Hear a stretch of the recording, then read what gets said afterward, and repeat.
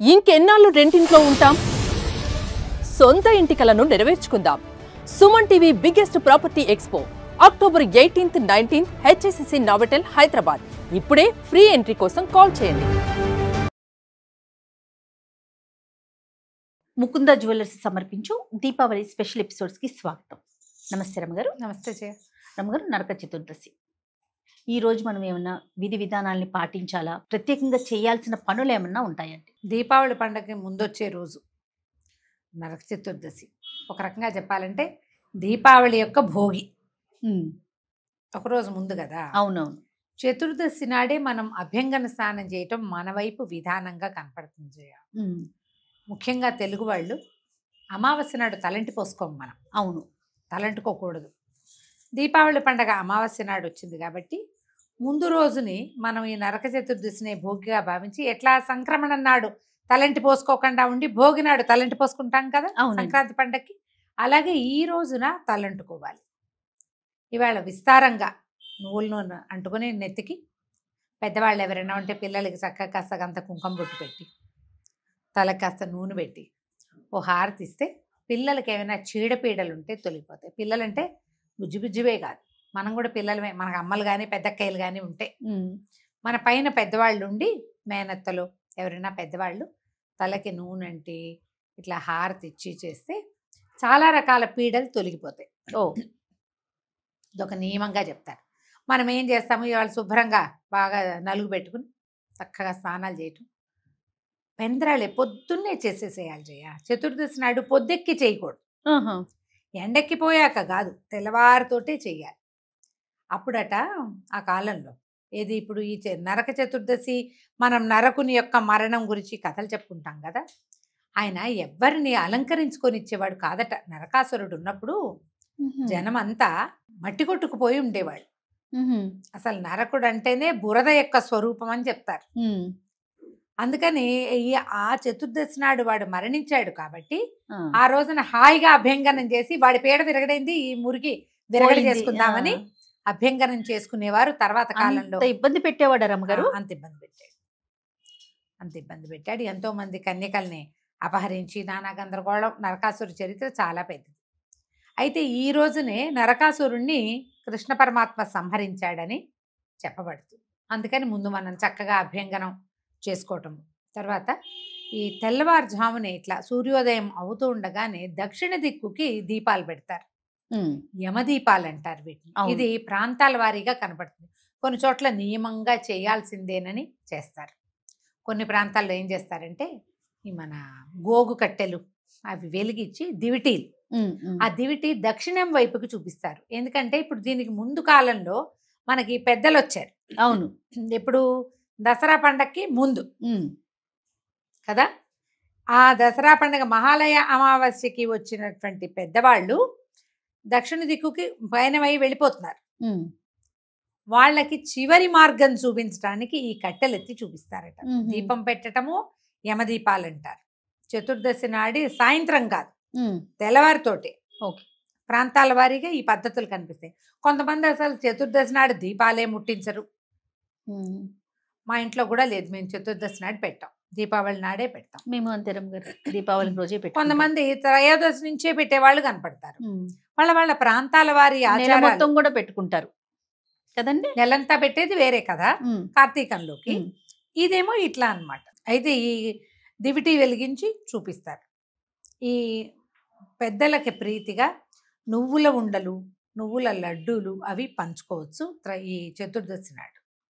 చతుర్దశి నాడు తలంటి పోసుకోవటం, టపాసులు కొనుక్కొని తెచ్చుకోవటం, ఏమైనా పిండి వంటలు చేసుకోవటం, రేపటికి ప్రమిదలు కొనుక్కొచ్చుకోవటం, తెచ్చిన ప్రమిదల్ని, కొత్త ప్రమిదల్ని శుభ్రంగా నీళ్ళలో 3-4 గంటల పాటు నానబెట్టి, పాత ప్రమిదలు ఏమైనా ఉంటే అవి కూడా శుభ్రాలు చేసుకుని పాతవి కొత్తవి అన్నీ కలిసి ఎండలో పెట్టడం. ఇది ముఖ్యమైన పని అన్నమాట.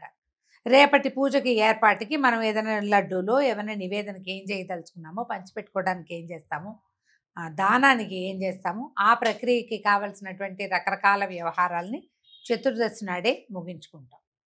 ఈ నరక చతుర్దశి రోజున కొత్త బట్టలు కట్టుకుంటారు చాలామంది.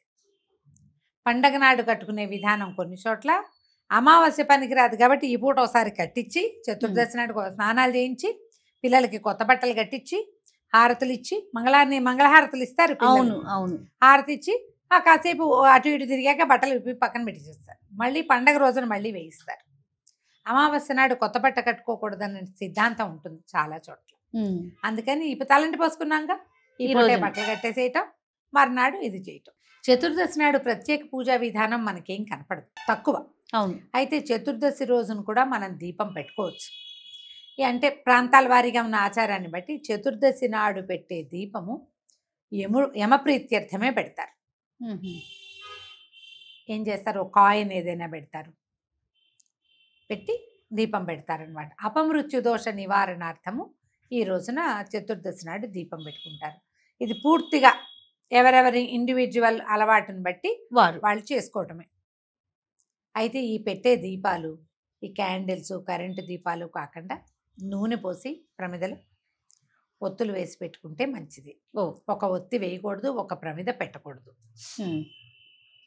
ప్రమిద మీద ప్రమిద పెట్టుకుని దాంట్లో 2 ఒత్తులు కలిపి ఒక జ్యోతిగా, 2 వేరు జ్యోతులు అంటే 4 ఒత్తులు వేసి కూడా వెలిగించుకోవచ్చు. ఈ ఒత్తులు దీపాలు వెలిగించుకోవటం, టపాసులు అవి ఈ రోజున కాల్చరు ఎవ్వరూ కూడా. చతుర్దశి నాడు ఈ వ్యవహారం కనపడదు. కానీ మొత్తం ఈ పండగకి కావాల్సినటువంటి అన్ని రకాల ఏర్పాట్లు ఈ రోజునే విధి విధానంగా చేసి పెట్టుకుంటాం. మర్నాడు పొద్దున ఇంకా తలంట్లు వ్యవహారాలు ఏం లేవు. స్వీట్లు, హాట్లు అవి ఇవి వంటకాలు తయారు చేసుకోవడం, స్నేహితులకి ఫోన్లో కబుర్లో చెప్పుకోవటం, అవి పండగ రోజున చేస్తాం కదా. ఈ రోజున మాత్రం ఈ విధానాన్ని పాటిస్తే సరిపోతుంది. రమ్మగారు, ఈ రోజే కదా నరకాసురుడి వధ జరిగింది. అయితే శ్రీకృష్ణుడు వారి యుద్ధానికి వెళ్తూ సత్యభామని వెంట తీసుకెళ్లారు. దీనికి గల ప్రత్యేకమైన కారణం ఏంటి? అతి సుకుమారి యువరాణి కదా. అంటే సత్యభామాదేవి కథల్లో, కృష్ణ కథల్లో మనకు ప్రత్యేకంగా కనపడేది ఏంటంటే సత్యభామ కూడా యాదవ కులానికి చెందింది. ఆ మిగిలిన వాళ్ళందరూ వేరే వేరే జాతులు వాళ్ళు కదా. కృష్ణుడి భార్యలో అందరూ తలా ఒకరు. వీరిగా కులానికే చెందిన సత్రాజిత్తు కుమార్తె ఆవిడ. అవును, యాదవ వంశానికే చెందింది. మిగిలిన వాడు ఇప్పుడు రుక్మిణీదేవి క్షత్రియకాంత కదా. అవును, వాళ్ళు క్షత్రియులు, వీరు యాదవులు కదా, వీరు వేరే. అక్కడ ఇంటర్ కాస్ట్ మ్యారేజే కృష్ణుడిది. రుక్మిణీదేవి క్షత్రియ కన్య, కానీ ఈవిడ కాదు. సేమ్ అవటం వల్ల ఆమె మీద కొంత కృష్ణుడికి ప్రీతి, కుటుంబానికి కూడా ప్రీతి ఉంది సత్యభామాదేవి మీద. పైగా తండ్రి ఆయన చాలా సంపన్న గృహస్థ అవటం వల్ల కూతురికి యుద్ధ విద్యలు కూడా నేర్పించాడు. ఆవిడ అతి సుకుమారి అంటానికి వీల్లేదు. ఆవిడ యుద్ధ విద్యలు క్షుణ్ణంగా వచ్చు మొదటి నుంచి కూడా. అయితే ఆమెకి తన ప్రత్యేకత చాటుకోవాలన్న ఒక లక్షణం ఉంది. నేను వీళ్ళందరికంటే వేరైన దాన్ని అని చూపించుకోవాలని కూడా ఉండేది. అందుకని కృష్ణుడు నరకాసురుడికి మీదకి యుద్ధానికి వెళ్తుంటే నేను కూడా వస్తానంది, తీసుకెళ్ళారు. అయితే ఇక్కడ ఒక ధర్మ సూక్ష్మం ఏం చెప్తారంటే, నరకాసురుడు భూదేవి యొక్క కుమారుడు. భూమి కుమారుడుగా ఆయన జన్మించినప్పుడు వాడికి మరణం లేదని, భూదేవి వల్లనే అతనికి మరణం, తల్లి వల్లనే మరణం జరుగుతుందని ఒక శాసనం ఉందన్నమాట.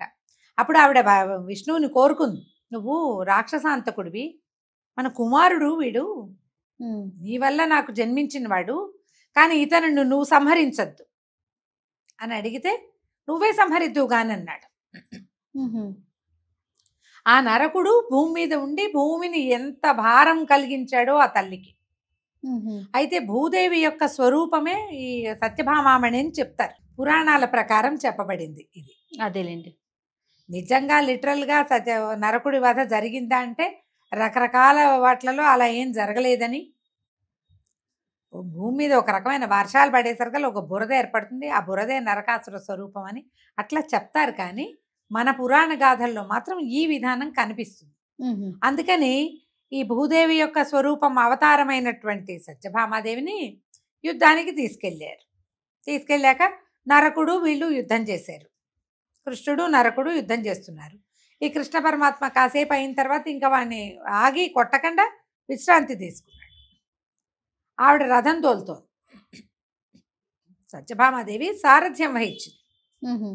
అయితే ఆవిడ ఇంతలో ఏమైంది, మళ్ళీ నరకుడు కృష్ణుడి మీద బాణం వేయటానికి సన్నద్ధమవుతుంటే ఈవిడ భర్తను రక్షించడానికి తను వేసింది బాణం.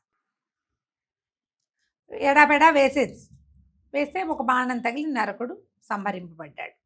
ఎప్పుడైతే బాణం తగిలిందో అప్పుడు అతను మాతృమూర్తిని గుర్తించాడు.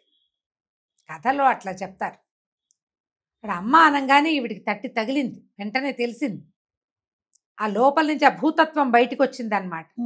అప్పుడు ఆవిడ తెలుసుకుంది, అయ్యో నా వల్లే కుమారుడు మరణించాడు. మరి కుమారుడు భూభారాన్ని పెంచినవాడు కదా, ఎన్నో రకాల దుష్కార్యాలు చేస్తున్నాడు. దాంతో మళ్ళీ ఆవిడని మోహంలో ముంచెత్తేశాడు కృష్ణ పరమాత్మ. విష్ణుమాయలో మునిగి ఆవిడ తను భూదేవినని వీడు తన కుమారుడని మర్చిపోయింది సత్యభామాదేవి. ఆమె బాణంతో అతడు మరణించాడు. సత్యభామాదేవి నరకుడిని సంహరించినాడు. ఎప్పుడైతే నరకుడు సంహరింపబడ్డాడో ఆ దేశ ప్రజలందరూ కూడా అభ్యంగనాలు చేశారు. అతని మరణాన్ని ఏమంటారు, సెలబ్రేట్ చేసుకున్నారు. అప్పటిదాకా వాళ్ళకి సుఖం లేదు జీవితానికి. రాజు వల్ల, ఒక రాజు వల్ల రాజ్యానికి సుఖము సంతోషము సౌభాగ్యము రావాలి. అవును, సుఖ సంతోష సౌభాగ్యాలు లేవు, శుభ్రత కూడా లేదు వాళ్ళకి. అతను వెళ్ళిపోయాక, అతను మరణించిన తర్వాత వీళ్ళకి శుచి శుభ్రత సౌభాగ్యము అన్నీ అమర్నాయి. అందుకని వాళ్ళు దీపాలు పెట్టుకున్నారు. అప్పుడు భూమంతటా దీపాలు పెట్టబడ్డాయని చెప్తారు.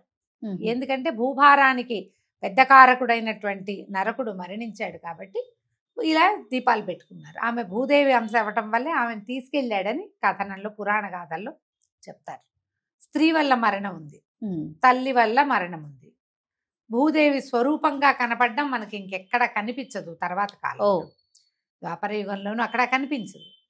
అందుకని ఆమె స్వరూపాన్ని, ఆమె యొక్క అంశ మాత్రంతో జన్మించినటువంటి సత్యభామ చేత నరకుడిని సంహరింపజేశారని కథనం, పురాణ గాథ అట్లా ఆ విధంగా నరకుడి వధ జరిగింది. ఈ నరకుడి వధ జరిగింది. ఈ రోజునే మనం అందరం చక్కగా నలుగులు అవి పెట్టుకుని మన ఒంటికి పట్టిన మురికి అంతటిని వదిలించుకోవటం, తర్వాత యమదీపాలు పెట్టుకోవటం, పండగకి కావాల్సినటువంటి ఏర్పాట్లు అవి చేసుకుని నరక చతుర్దశిని సుసంపన్నం చేసుకుంటాం.